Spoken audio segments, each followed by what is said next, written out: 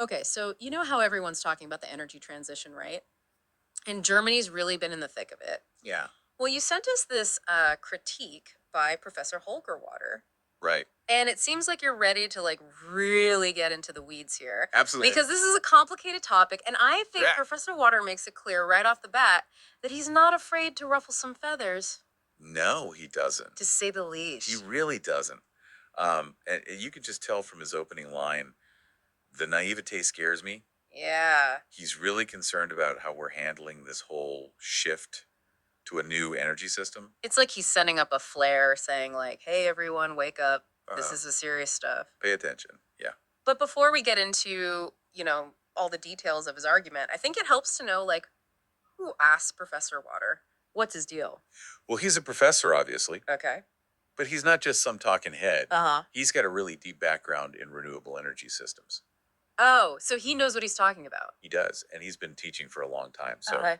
he's passionate about explaining this stuff to people, That's good. getting the next generation up to speed. Yeah. And get this, he's even been involved in local politics, Really? trying to put these ideas into practice. So he's not just armchair quarterbacking this whole thing. Exactly. He's been in the trenches. Interesting. Yeah. And you know something else I thought was interesting? What's that? He used AI to help him write this critique. Oh, really? Yeah, Bing Copilot specifically. Huh. Interesting. Which tells me he's open to new technology, new approaches.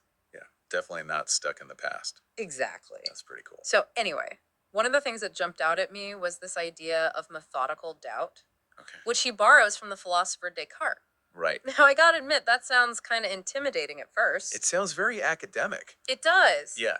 But I have a feeling it's actually really relevant to how we think about this whole energy transition thing. Oh, absolutely. It is. And it's not as complicated as it sounds. Okay, good. Basically, methodical doubt just means questioning everything. Everything. Well, not literally Yeah, everything, okay. but like don't just accept things at face value, especially when it comes to something as complex and important as this, the energy transition. So it's like, don't just assume that because someone says something about the energy transition that it's automatically true. Like, we need to be willing to ask tough questions and poke holes in arguments, even if they sound good on the surface. Yeah, think about it this way. We hear all the time about how renewable energy is going to solve all our problems. But it's going to be the magic bullet. Exactly. But Professor Waters saying, hold on a second. Like, maybe it's not that simple. Yeah, like how do we actually make sure the grid is stable when the sun isn't shining and the wind isn't blowing? That's a good question. And what about storing all this energy? Like we have batteries, but can they really power entire countries? Yeah, those are questions I haven't really thought about. Right. And these are the kinds of things that methodical doubt encourages us to think about. So it's like being cautiously optimistic, right? Yeah. Like, we can be excited about the potential of renewables, Yep. but we can't let that excitement blind us to the real challenges. Exactly. We got to be realistic too. So, how do we do that? How do we balance that optimism with realism? Well, that brings us to his next point, which Well, is all about probabilistic investigations and field experiments. So, basically, he's saying, show me the data. Yes. Don't just tell me works on paper. Prove it to me in the real world. I like that, prove it. Right. Okay, so we're not just going to take anyone's word for it. Exactly. We need to see the evidence. And not just any evidence. Okay. Rigorous analysis. Okay. Testing things out in the real world before we go and overhaul our entire energy system. Because this is a big deal. Huge. This isn't like changing a light bulb. Well, yeah, this is major surgery. Exactly. On a gigantic scale. And you want a good surgeon for that, right? Yeah, that's at the right. Someone who's not going to just dive in without thinking things through. Exactly. Yeah. Someone who's going to take their time, be methodical. Exactly. And that seems to be a big part of Professor Waters' critique. Oh, absolutely. He keeps coming back to this idea that we need to be thinking about the entire energy system. The whole picture. The whole picture, not just focusing on one piece of the puzzle. It's like we're trying to bake a cake, but we're so focused on the frosting and the sprinkles that we forget about the flour and the eggs. Right, exactly. Like, what are the fundamental building blocks of this energy transition? Yeah, and are we even using the right recipe? He really digs into that, Professor Water. I mean, so what's he got to say? Well, he sees this big assumption floating around that just building more wind turbines and solar panels will solve everything. Oh, yeah, just slap up a bunch of solar panels and call it a day. Right. But as he points out, those sources are intermittent. Intermittent. Yeah, like the sun isn't always shining and the wind isn't always blowing, right? Oh, right, yeah, obviously. So what happens when the demand for energy is high but the sun's hiding behind clouds. Good point. We need power even when the wind isn't cooperating for those windmills. Exactly. And that's where energy storage comes in. Okay, yeah, batteries, right? Yeah, batteries are a big part of it, but But, well, scaling up battery technology to actually power a whole country, it's a huge challenge. yeah. I guess just because we have batteries in our phones and laptops doesn't mean we can store enough energy to like keep the lights on for millions of people. Exactly. It's a whole different ballgame. So we can't just flip the switch on fossil fuels without having a really solid backup plan. He makes that very clear. And he especially highlights the challenges for cities, you know, Oh, right, because they use a ton of energy. tons. And they're densely populated. So Uh-huh. finding space for things like solar panels and wind turbines, it's tricky. Yeah, where are you going to put a giant wind farm in the middle of a city? Right. It's not like they have a ton of spare land just sitting around. Okay, so cities face some unique challenges. Absolutely. Professor Water really emphasizes that.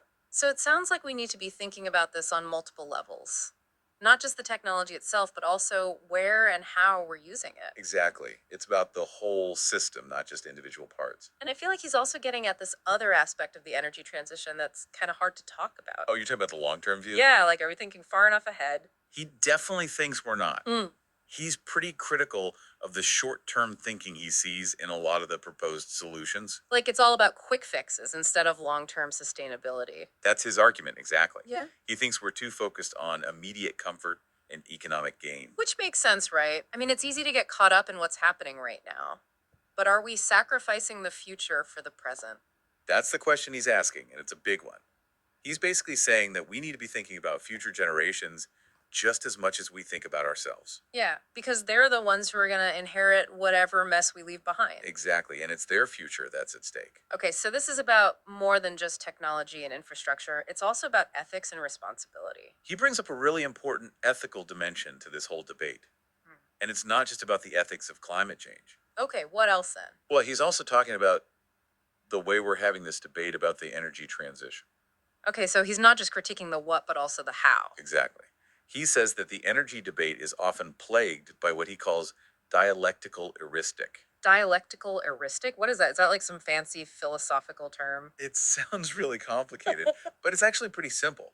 It just means the art of winning an argument rather than seeking the truth. So, like arguing just to win, even if you're wrong. Exactly. It's more about scoring points than finding solutions. So, instead of collaborating to find the best solutions, everyone's just trying to outmaneuver each other. That's what he's getting at. And he says this often involves using really sneaky tactics, Sneaky. Like what? Give me an example. when he talks about framing and euphemisms. Okay. Those sound familiar, but remind me what those are again. So framing, that's like how you present an issue.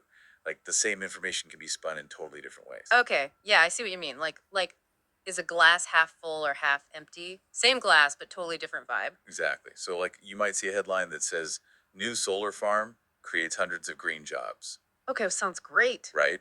But then another headline about the exact same solar farm might say solar panels require large land use, potentially impacting wildlife. Oh, wow. Okay, so it's the same issue, but it's being framed in two completely different ways. And that framing can really influence how people feel about it, even if they're getting the same basic facts. That's kind of scary when you think about it, because it means we can be manipulated without even realizing it. Exactly. And that's why Professor Waters says it's so important to be aware of these tactics. So we don't get fooled by the spin. Exactly. We need to be savvy consumers of information, especially when it comes to something as complex as the energy transition. So, how do we do that? How do we make sure we're not getting tricked by all the framing and the euphemisms? Well, he suggests asking ourselves a few questions whenever we encounter information about this stuff. Like what? Well, first off, who's presenting this information? Okay, yeah, good point. Yeah. Because different people are going to have different agendas. Exactly. And then what evidence are they using to back up their claims? Is it solid evidence or is it just a bunch of opinions? Right, because anyone can make a claim, but can they back it up? Exactly. And then here's a big one. Are there other perspectives that aren't being acknowledged? Oh, so like, are they showing the whole picture or just the part they want us to see? Exactly. Because there are always multiple sides to every story, and we need to be hearing all of them before we form an opinion. This is like detective work. We got to be super skeptical and look for clues. That's a great way to put it, because that's what it takes to be a truly informed citizen these days. We can't just take things at face value. No, we have to be willing to dig deeper. ask tough questions, and demand more from our leaders and institutions, Demand more. Like what? like transparency, accountability, honesty.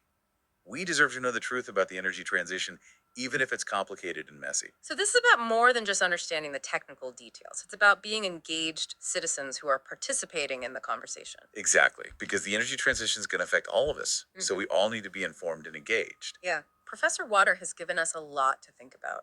He's really challenged us to go beyond the headlines and really grapple with the complexities of this issue. He has. And he's given us the tools to do that. We just have to be willing to use them. So, as you continue to learn about the energy transition, keep asking those tough questions. Keep digging for the truth and keep demanding better from those in power. This is our future we're talking about, and we all have a stake in it. I couldn't have said it better myself. Uh, Well said. Thanks for joining us for this deep dive. We'll see you next time.